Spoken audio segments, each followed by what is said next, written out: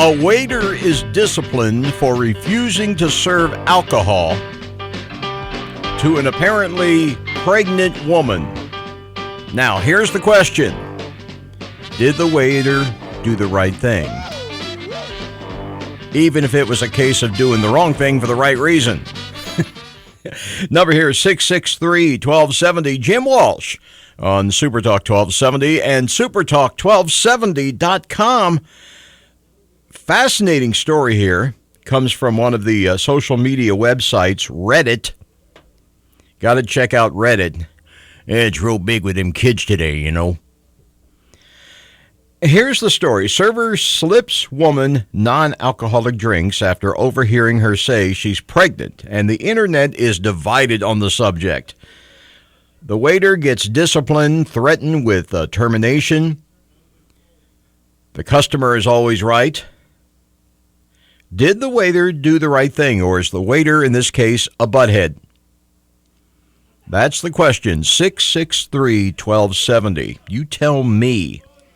Big debate going on here. Love to hear from you about this. And I'll give you the story behind the story here. Here's the original story as it read. I'll give you the edited version, the edited for radio, because this thing is as long as your arm. So I'm gonna chop it down for you a bit here. But I'll give you the essence. I've waited tables for the last 3 years. During my shift last night, a group of 4 women in their late 20s came in. They were a pleasure to serve as customers. They ordered 4 of our house cocktails to start with, yada, yada, yada. When I was on my way back to their booth with the drinks on the tray, I walked by and overheard one of them talking about how she was 14 weeks along, i.e. pregnant. When I rounded back, they were talking about the same topic. It was clear to me that she was pregnant. Well, I figured her having one drink wasn't a big deal. They ordered their entrees, and I went off to handle other tables. Well, 5 minutes later, they called me over again. They wanted another round. At this point, I started getting concerned, but I took the order and said I'd be right back. Well, this time I went to the bartender and I said, make one of those a virgin cocktail, that is, non-alcoholic. He was confused, but I said, look, trust me, just one of those needs to be a virgin cocktail. A few cocktails later, and bear in mind hers were strictly virgin, they started getting rowdy. And Mrs. Pregnant Lady was also getting into it. I figure she probably did notice that she was not drinking alcohol. The problem came when I took them the check. They were splitting the bill at the register. And when Mrs. Pregnant Lady got to the counter, she saw that her cocktails were marked with the word virgin. The bartender had edited each in the system for the sake of inventory. It was too late to edit them back, so I just had her pay, hoping she wouldn't look at the receipt. Well, of course, she did. They went out in the parking lot, but several minutes later, Mrs. Pregnant Lady came back and said, oh, what's the deal with the virgin written on the receipt here? And he said, I fessed up. It meant non-alcoholic. And she blank stared at me for a few seconds and then asked if she had ordered a non-alcoholic cocktail. Did I accidentally order this? And the waiter said, I said no, but told her I assumed she wanted one, seeing as she was pregnant. It was a lame lie, and I'll admit it. She looked me in the eye and asked me to return her part of the tip. I did so. And I stood my ground. I went to talk to my manager. The manager apparently went ballistic, saying, look, the customer is always right. You always give the customer what they want. If there's a problem like this, it's not for you to deal with. It's for them to deal with in their own life. That's what the manager said. Now, the waiter said, when I got home, I talked to my parents about it. Well, the waiter lives with parents, figures. But I talked to my mother and father, and they told me that they understood my position. So the entire staff of the restaurant is against me. And I think I'm going to call in and quit, but I still feel conflicted about it. Did I do the right thing? Okay, let's put it out to you here. Did the waiter here do the right thing? The customer is always right, right? And is it really your issue if somebody wants to come in and drink while pregnant? Yes, we all know about the problems with that. God knows in North Dakota, we know about the problems with fetal alcohol syndrome and all the other issues.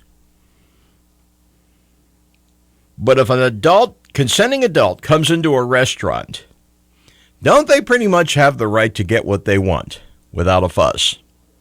That's the question here. Customer is always right. Even when they're wrong, they're right. Now, maybe you feel otherwise. If you do, you call 663-1270. You would not believe some of the responses going back and forth that this person has received on the social media site. Yeah, she's a terrible person, but she has the right to do it. You should protect the child, blah, blah, blah. Now, I certainly don't want to get into a right to life abortion thing here. That's not the issue. This is a whole different thing here we're talking about, okay? So let's stick to the issue at hand here. Did this waiter do the right thing in refusing to serve alcohol to this woman that he had reason to believe was in the first trimester, was the first or second trimester of pregnancy, early on in pregnancy, let's say 14 weeks. That'd be just out of the first trimester, I think. Did the waiter do the right thing? Or did the waiter do the wrong thing, maybe for the right or wrong reason? Where do you stand on this? I love topics like this. A real a real mess is what it is. Number 663-1270. Your comments are welcome. Call in right now at SuperTalk 1270. Streaming online at SuperTalk1270.com. Love to hear from you. Boot to the head.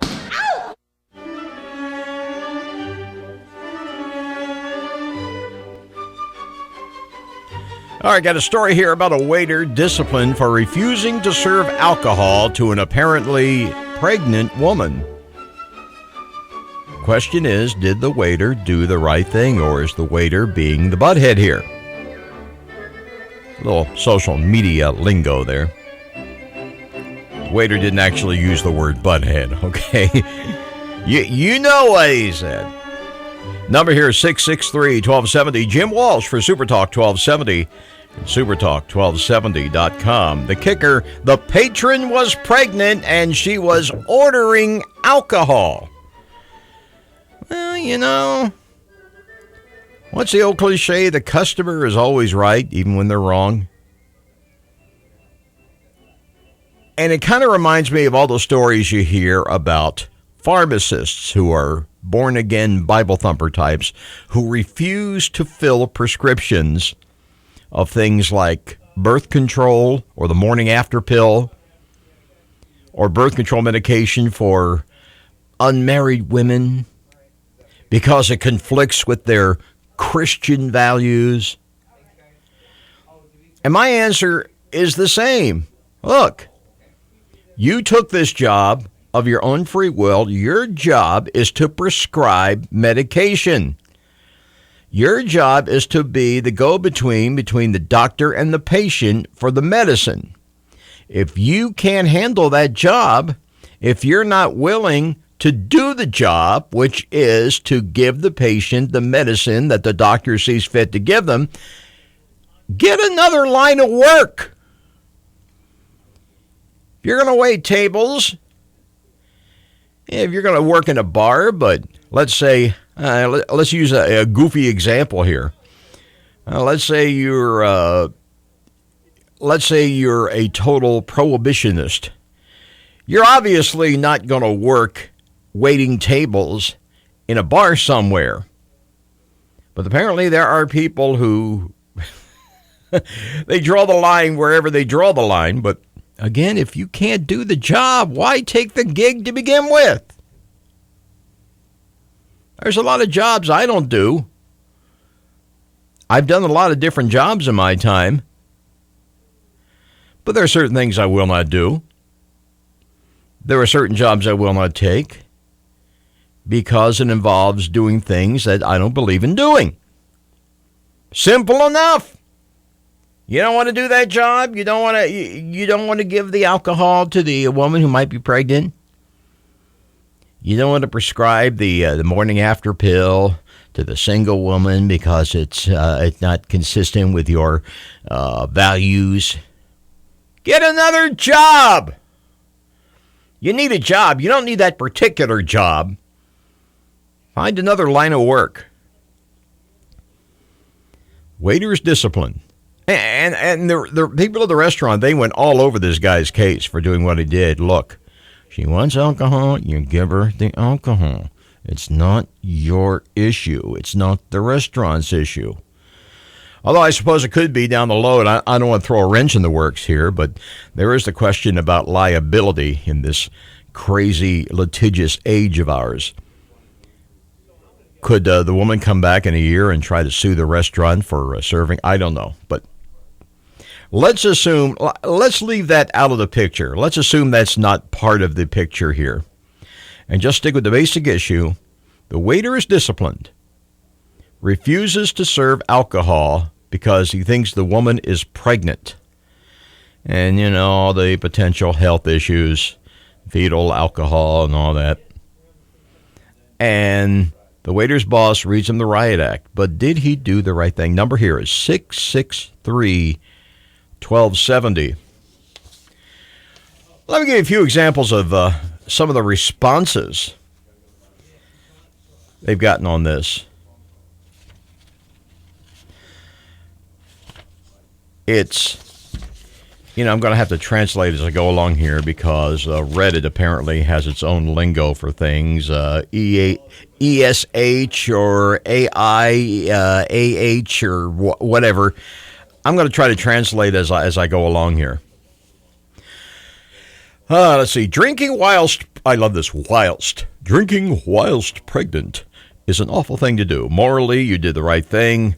So I'm going to say you're not the jerk here. Although from a work perspective, you did take a big risk, but I still think you did the right thing. I would struggle to knowingly serve a pregnant woman alcohol without saying anything. But they were supposed to just serve the woman alcohol. Well, yeah, actually, yeah. Bear in mind, overheard a conversation and said it was clear that she was pregnant, but didn't say what it was specifically that she said.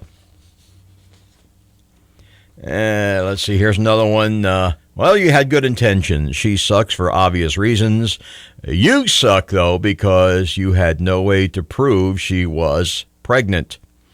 You altered her drink without informing her, and you made a big decision without speaking to your manager. There you go! There you go! One in the plus column for me. That's my argument.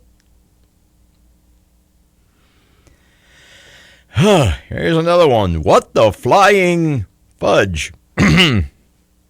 No, it didn't say fudge. You know what it said. It's whatever ESH is. I'm not sure of the context here. It's so-and-so. If she had a viable pregnancy, it's probably okay. Women who drink while pregnant disgust me to no end. I've seen fetal alcohol system. I can't believe anyone would willingly do that. She sucks. Another one. She sucks for wanting to drink while pregnant, but it's none of your business as well. Bingo. Yeah, really it is. None of your business. You just don't worry about it. Let them deal with it. So we have a thread here full of people saying that others have a moral obligation to tell, oh, no, we're not going to go down that road. No, let's not go down that road here. Let's stick to the issue at hand here.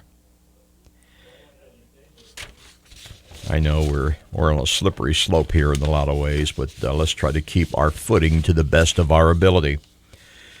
The waiter gets an order for alcohol based on overhearing a conversation, which right there is kind of hinky when you think about it. He assumes that the one woman is pregnant, so he very sneakily serves her non-alcoholic versions of her drinks. Virgin cocktails, as they are known. And apparently she didn't know the difference until at the end, and she looked at the check and went, oh, wait a minute, I paid for virgin cocktails. Hey, give me my tip back, dude. You're supposed to give me what I wanted. I don't know, maybe what I would have done, if it really bothered me, and I don't think it would have, I would have just assumed that I didn't hear right. Yeah, give people the benefit of the doubt. Assume that maybe you misheard or you heard them talking about somebody else. Benefit of the doubt. Or even if you want to say, ma'am, did I hear you say you were pregnant? Are you sure you want to drink this? And she'll probably say, well, yeah, you're right. Or more likely she'll say, well, yeah, I want to drink this, and it's none of your business whether I'm pregnant or not. Fine. But at least the guy did ask. So he got it off his conscience. He probably didn't need to do that much either, but I suppose he could have. I wouldn't have done that. I would have just given the lady your drink and not worried about it. Not my problem. Not my problem. You know, you talk about values in this country, the big book of virtues. Whatever happened to the virtue of minding your own damn business about things? Wasn't this country built very much... This country was built on the foundation of the great value of minding your own business. Leave my personal affairs alone. I will do the same for you as long as you don't bother me. Simple enough. Works for me. Number 663-1270. Wow, there's so much to talk about here. Over the weekend, my wife and I saw that new Tarantino movie, Once Upon a Time in Hollywood. Loved it, by the way. It's, again, because it's Tarantino, there's kind of a weird twist to things. Basically, it's about life in California in the late 60s. And among the people in the movie, the characters who appear off and on through the movie was Sharon Tate and her husband, Roman Polanski. This was set in the early part of 1969 before Sharon Tate was murdered, tragically, by the Manson family. Yeah, we're coming up on the next week, 50th anniversary of that happening. The Tate LaBianca murders. Don't forget, there were two separate incidents. One where they killed Sharon Tate and her friends, and another where they killed this guy, LaBianca, and his wife. It happened a few hours later. So anyway, this movie comes out. The timing is perfect because of the anniversary. And if you saw the movie, I'd be curious to know what you thought of the portrayal of Sharon Tate in the movie. I thought it was a good portrayal.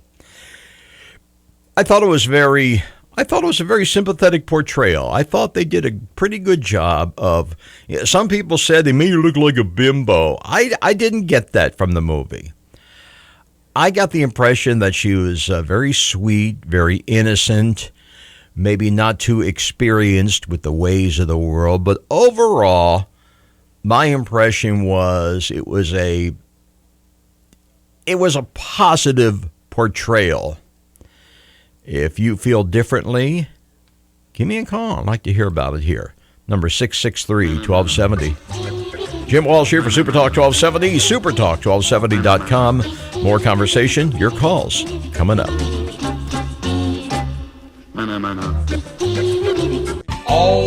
You see, this is why you'll never hear me on a nationally syndicated talk show or a talk show in a bigger market. Sometimes that and the fact I'm not very good. Because I don't walk the conservative line. I don't think Mr. Trump walks on water, you know. Actually, as much as possible, we like to keep this as a Trump-free hour. Just don't even talk about it, you know. All right. I'm going to talk about rude behavior at public events, something that happened with my wife and myself at Urban Harvest here in Bismarck last week. Want to get your thoughts on it and how you deal with something like this. I really think people need to be more assertive, need to speak up more about this kind of stuff. Number here is 663-1270. My name is Jim Walsh. You know who you are. I welcome your input into the conversation here. Okay, my wife wrote this last week on her Facebook page. Okay, these are her words. I was down at Urban Harvest last Thursday to watch an actor from the True North Theater perform as Mark Twain in a one-act play. The guy was very good, by the way. On either side of me were mothers with their children having very loud conversations. The mothers and the children, mind you. So I had trouble hearing the performance. People were walking in front of the guy, the performer, behind him, around the actor as he performed. And then she leaned on the caps button and wrote, "How rude, how incredibly rude and disrespectful." Is this how people train their children now? I doubt they would appreciate me having a loud conversation during their child's play or performance. When did parents get so short-sighted? If you don't want to watch and listen to the performance, then don't sit in front and talk. Have the decency to go to the back so others will not be disturbed. So, to the mothers who believed their discussion of mundane daily events and concerns were more important than an actor who memorized dialogue, practiced his recitation, honing his performance to entertain Urban Harvest attendees on his own time and dime, I really hope you teach your children more respect than you showed tonight. End of post. Now, I wrote a blog about this a couple of days ago, and also when I posted this message myself on social media, a number of folks basically agreed with us. So what do you do when you see people acting this way in public? Do you speak or do you hold your peace? I really think too many of us are just inclined to hold our peace. I think more of us need to speak out. This is obviously something that happens everywhere in this day and age, and I'm not going to get into why it happens or the way we raise our children and family values and all that business. The bottom line is this. Yes, this does happen a lot in the bigger cities. But you know, in the bigger cities, you also have people who are not afraid, do not think it's inappropriate to stand up and go, "Hey, you, down in front, watching a show here. Stop being an idiot. Trying to watch a show. You don't watch a show? Get out of here." You see, there comes a time when North Dakota nice just ain't going to cut it. There comes a time when you got to stand up and speak out for people who are acting like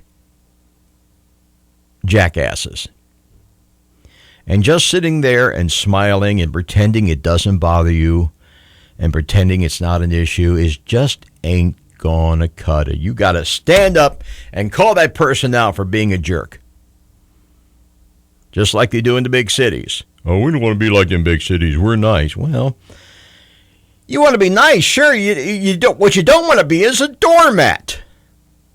I see way too much of this in this town where people act up and misbehave in public and are rude and are bothersome for whatever reason. They're stupid. And nobody calls them on it. Let's change that. Let's turn that around. Let's start calling these people out on this stuff. That's what I'm saying. Do you not agree? Number here, 663-1270. Love to get your comments on this. You can also comment online at supertalk1270.com. I've always said that for me, a lot of this Minnesota nice, North Dakota nice, it's just another dog whistle. It's another way of keeping people in line.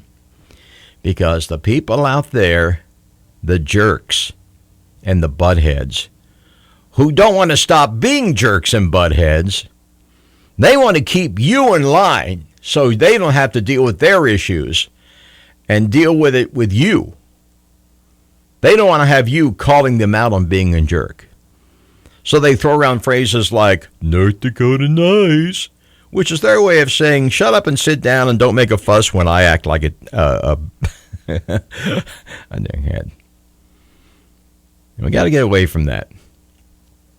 There's being decent to people. There's also being a doormat. You don't want to be a doormat. And I feel so sorry for this man. And he did fine. He did a great job. The one-act production, Mark Twain, and I know the gentleman who runs the theater company that he came from. And I'm not going to mention him by name here unless he wants to come on the show, but I know for a fact that he is sympathetic to what I'm saying because he had to sit there and watch his guy get basically, I won't say totally ignored. There were some people who were great about it. They applauded in the right places. They, they nodded. They didn't make a fuss. They were a good audience. But as always, why is it always the parents with the young kids, the little kids, who basically, they just let the little kids run rampant? I never would have done that when I was a kid. My old man would have whopped me in the back of the head if I did. He would have said, okay, we're going to watch this show, and you're going to behave yourself, because if you don't, you're going to get in the back of the head big time with the back of my hand. If you're going to make a fuss, if you're going to be a jerk, I'm going to take you out of here, and we're going to go home, and you're not going to see the show. If you're going to act like you don't want to be here, then I will take you away. And I always thought, that's a way to deal with it. Don't just sit there and babble on at the top of your voice. And why is it that when people babble on at the top of their voice, it's never anything intelligent? You ever notice the louder the conversation, the stupider the content? You'll never hear people at a restaurant talking at top volume at ear-shattering levels about nuclear physics. Or Einstein's theory of relativity. Or you're talking about Immanuel Kant and the philosophy of the 18th century. You never hear that from people who are talking at this level because they're half in the bag. It's always some really stupid, pointless thing, especially with kids. But I'm happy to report an acquaintance of mine did send me, I mentioned this on social media, an acquaintance of mine did send me an article, which I'm going to quote you at length here. The article is called, this is one of those articles where there are certain words in it that are, as they say, NSFW, not safe for work. So again, I have to do a little bit of editing as I go along here. Sit down, shut up, and clap, a guide to theater etiquette. You know what would really work? I'll read some of it. It would really work if you had someone like Samuel L. Jackson to read this, right? Yeah. Anyway, the guy talks about he's being fairly dyed-in-the-wool, ethically sourced, sustainable, elitist from the left coast,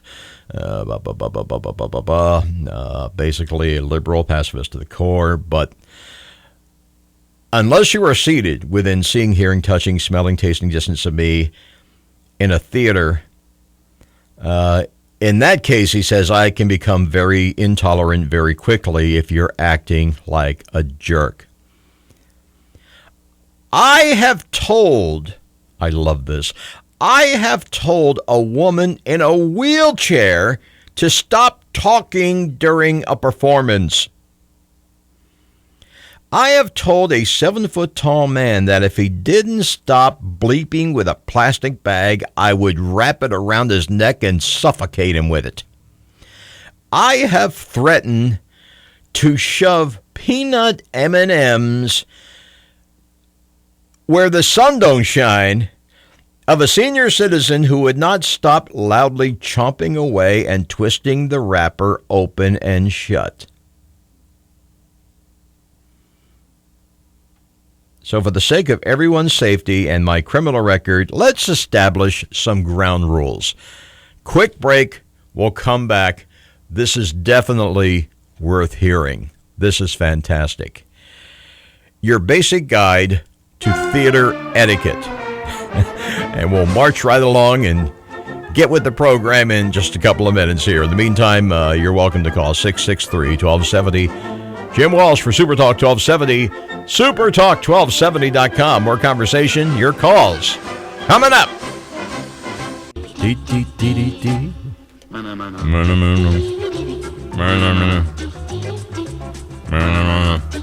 That's me before my coffee.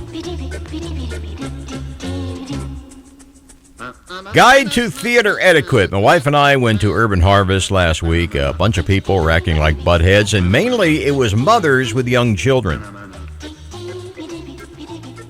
And a lot of people were very polite, and they just kind of sat there and took it. I'm starting to think, let's take North Dakota nice and throw it out the window, at least for this occasion. You got to stand up and take a stand with these people. People are acting like buttheads in public. You got to call them out on it. Let's start doing that. Let's start being North Dakota nasty. All right? Yeah. Tell me if you don't agree. 663-1270. Jim Walsh for SuperTalk 1270 and SuperTalk1270.com. All right, back to the guide to theater etiquette. This from a New York columnist, apparently. I said left coast. No, right. New York would be the right coast, right? Because the left coast is Californian on that. They're like California, you know. New York is like, hey, New York. Now, let me tell you something. In New York, you say what you will about towns like New York. Well, one thing about New York, yeah, they have buttheads there. They also have people who are willing to stand up and call them out on it. You know, if you're in a restaurant and some woman is there with a kid and they're shrieking and they're making a big fuss, I bet you $10 to a donut, at least one person in that restaurant in New York will stand up and go, hey, lady, take the kid outside. What are you trying to eat here? A little common decency, all right? We got to do more of that here.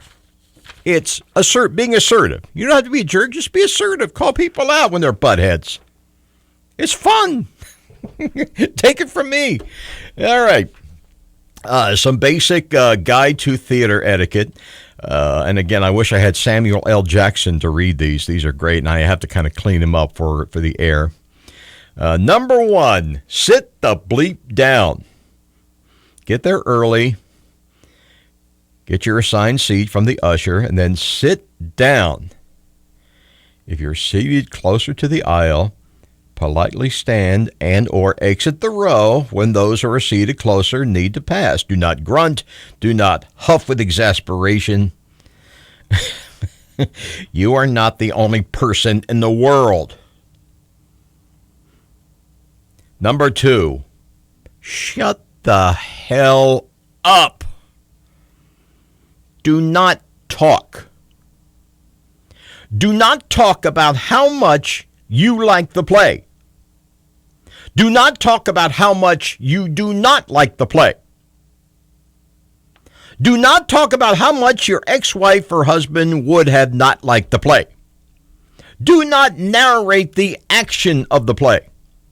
Do not question the acting of the play.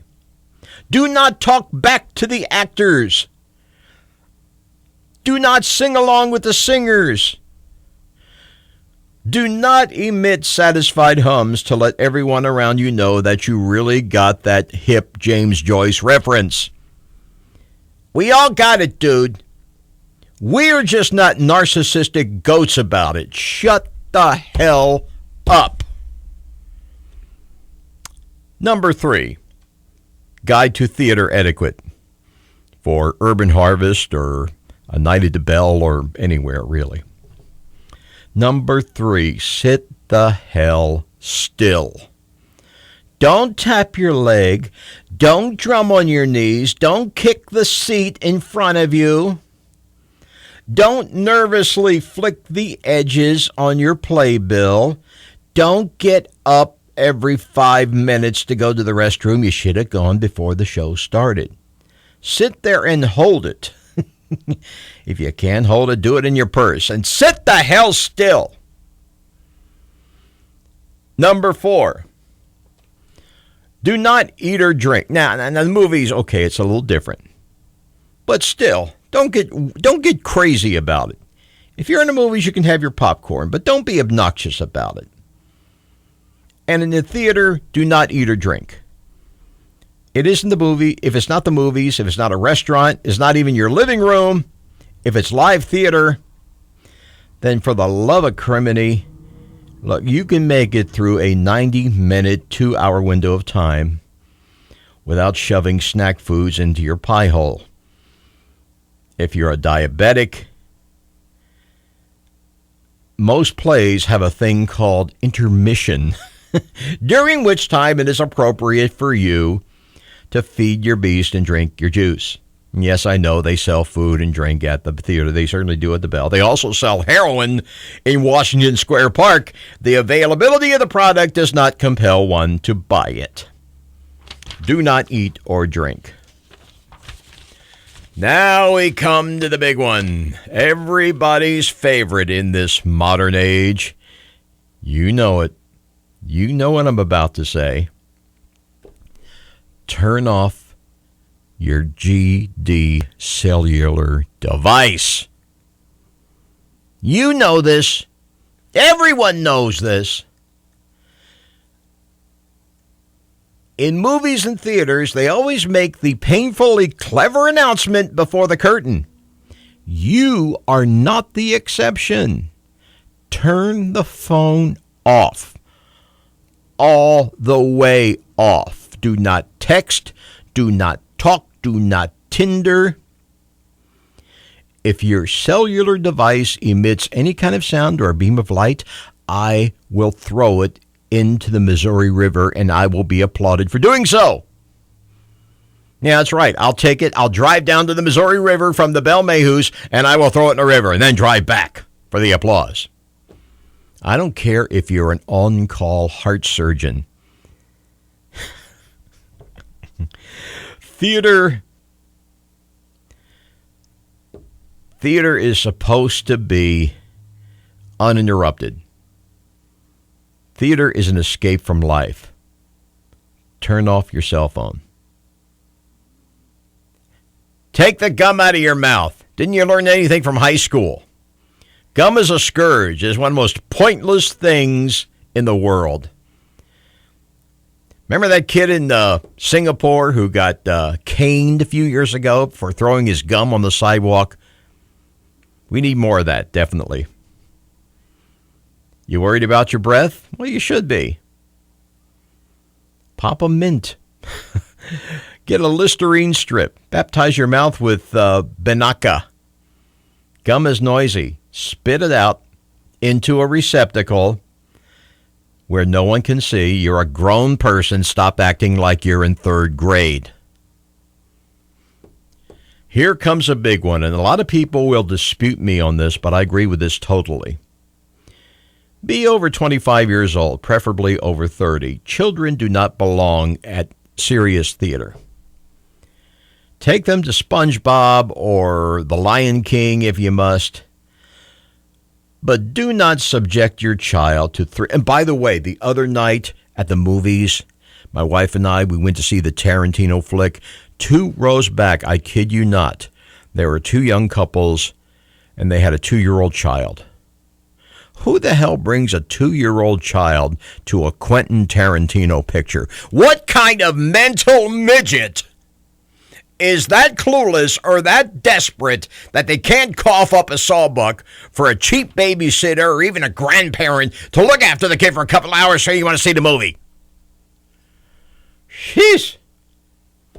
Believe me, the kids will do what kids do. They'll sit there and be bored and do annoying things, the kind of stuff that children do when they're bored and too old to know better. Drop them off at the grandparents. They won't miss you. The fact is, they probably don't like you that much. Okay, some other ones here. Wear clothing. I love this. Yeah, wear shoes, real shoes, closed-toe shoes. Again, at the movie, it's a little different, but if you're going to the theater, wear something clean, closed-toe shoes. If you're male, yes, male feet are worse. And take your hat off. And no jangly bracelets, okay? Thank you. Be healthy. If you're sick, stay home. Do not go to the theater or to the movies. You are loud and gross and a potential bioterrorist. Reschedule, stay home, get well, and don't be terrible. And finally, last piece of advice is clap. Show some appreciation for the people on stage who have sacrificed part of their lives in order to entertain you. Common decency, whether it's Urban Harvest or the Belle Mayhews or the movies or anywhere else. I'm done. Have a good one. Thanks again for listening. SuperTalk 1270, supertalk1270.com. Your comments welcomed and appreciated always.